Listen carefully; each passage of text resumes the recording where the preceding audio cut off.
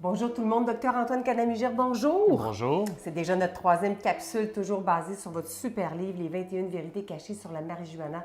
Tant de choses à savoir. On parle donc de nourriture avec la marijuana. Il va y avoir toutes sortes de compagnies là, qui vont nous en offrir. Est-ce qu'on devrait s'inquiéter?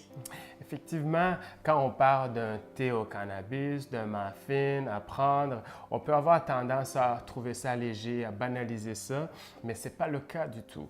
Parce que quand on mange du cannabis, ça prend plus de temps avant de sentir les effets. OK. Donc, on a le temps d'en consommer plus parce qu'on ne ressent rien. Ça peut prendre de quoi, 30 minutes? 30 minutes à 2 heures avant de Oh! ressentir les effets. Mais le problème, c'est que une fois que les effets sont partis, ils vont rester longtemps dans le système. Oh my God! Donc ça va augmenter le risque de perturbation au niveau mental.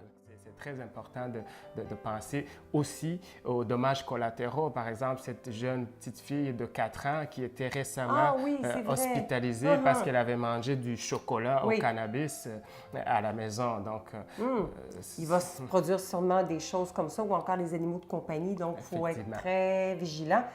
Les femmes enceintes, si elles sont soumises à la fumée secondaire, donc des gens qui fument le pot à la maison, ou si elles en consomment, est-ce que c'est dangereux pour le bébé? Très déconseillé si on est enceinte ou si on allait. OK. Donc, restez loin du cannabis parce que le cannabis va traverser le placenta et va être présent dans le lait maternel. Donc, le fœtus et le bébé consomment le cannabis que vous consommez. Donc, ça va interférer avec le développement, surtout au niveau du cerveau. Donc, très déconseillé pour les femmes enceintes et qui allaitent. OK, j'imagine que la fumée secondaire affecte les femmes enceintes aussi? Effectivement. Oh là là, donc il faut y voir. Si on parle de fumer un joint et de conduire une voiture, est-ce que les effets sont comme l'alcool?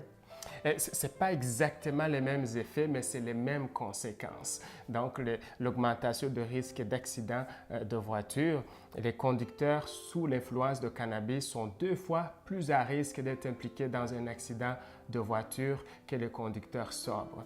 Donc, en lien avec la diminution au niveau de la coordination des mouvements, la balance, la concentration. Et donc, restez loin du volant si vous avez consommé du cannabis. J'imagine. Maintenant, on va parler dans la 4e capsule de dépendance au cannabis, les effets sur les capacités intellectuelles et cognitives et le fameux syndrome amotivationnel. De quoi s'agit-il? On va découvrir ça avec vous lors de la 4e capsule. Merci beaucoup, Merci Dr. Antoine beaucoup. Canamugère.